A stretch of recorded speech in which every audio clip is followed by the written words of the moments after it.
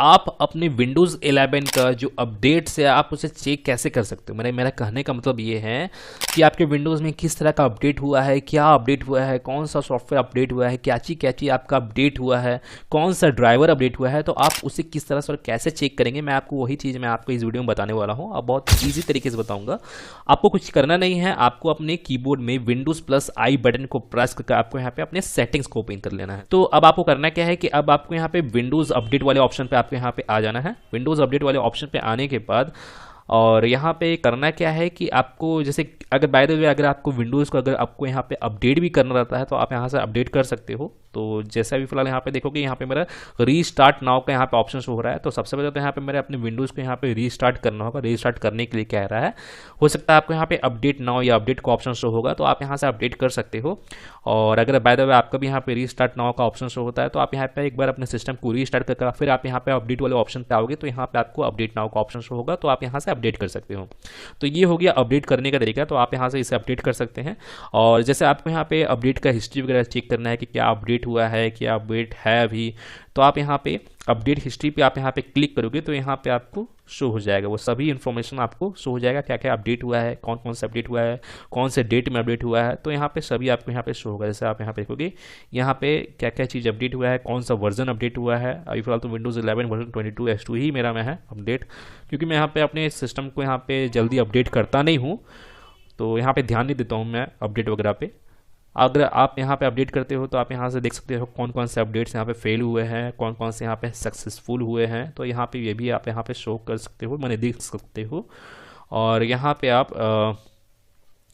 और भी अपडेट्स का आप यहाँ पे चेक कर सकते हो क्या क्या अपडेट्स हुए हैं। सिक्योरिटी के रिलेटेड हो गया या और भी बहुत कुछ, या ड्राइवर के रिलेटेड हो गया, अदर ड्राइवर्स पर मैंने अदर अपडेट्स पे आप यहाँ पे जाओगे तो आपका ड्राइवर्स के रिलेटेड आपके यहाँ पे अपडेट्स हो जाएगा,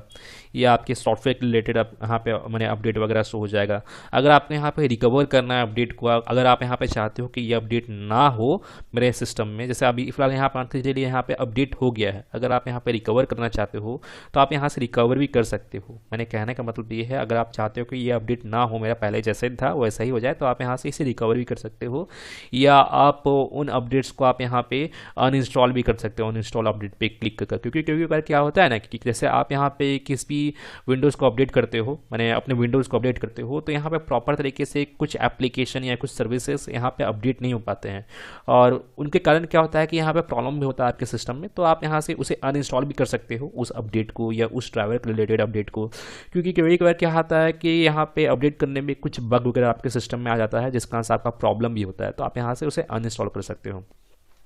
अगर बाय द वे मान के चलिए कि अगर आपको यहाँ पे अपने विंडोज़ की अपडेट को यहाँ पे टर्न ऑफ करना है, मैंने उसे डिसेबल करना है कि यहाँ पे आपका जो विंडोज़ है जो ऑटोमेटिकली बेसिस पे मैंने विदाउट परमिशन मैंने अपडेट हो जाता है, अगर आप यहाँ पर अगर आपके साथ ऐसा कुछ होता है तो आप यहाँ पे उस अपडेट को भी आप यहाँ पे डिसेबल कर सकते हो। वो कैसे करना है, जैसे मैं आपको वो भी चीज़ इसी में बता देता हूँ इसी वीडियो में। आपको स्टार्ट मेन्यू में जाना है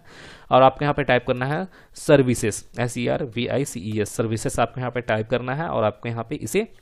ओपन कर लेना है। ओपन करने के बाद फिर आपको इसे डाउनलोड के लिए स्क्रॉल डाउन करना है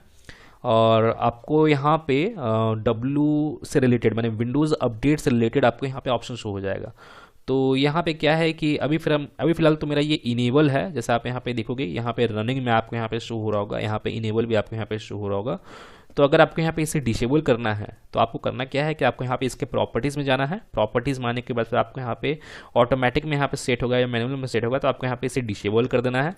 डिसेबल करने के बाद फिर यहाँ पे आप देखोगे यहाँ पे सर्विस स्टेटस में यहाँ पे रनिंग में है, तो आप यहाँ पे स्टॉप पे क्लिक करोगे तो यहाँ पे ये आपका स्टॉप हो जाएगा। अगर इन फ्यूचर अगर आपको यहाँ पे अपने विंडोज़ अपडेट को यहाँ पे जो ये सर्विस है विंडोज़ अपडेट के रिलेटेड, अगर आपको इसे इनेबल करना है, ऑटोमेटिक में सेट करना है या मैनुअल में सेट करना है, तो आप इसी ऑप्शन पर आकर आप यहाँ पे ऑटोमेटिक या मैनुअल में सेट करके आप यहाँ पे इसे स्टार्ट कर सकते हो। यहाँ पे आप क्लिक कर दोगे तो यहाँ पे ये आपका स्टार्ट हो जाएगा। और जैसे मैं आपको बता दूं कि एक बात और जैसे बता देना चाहता हूँ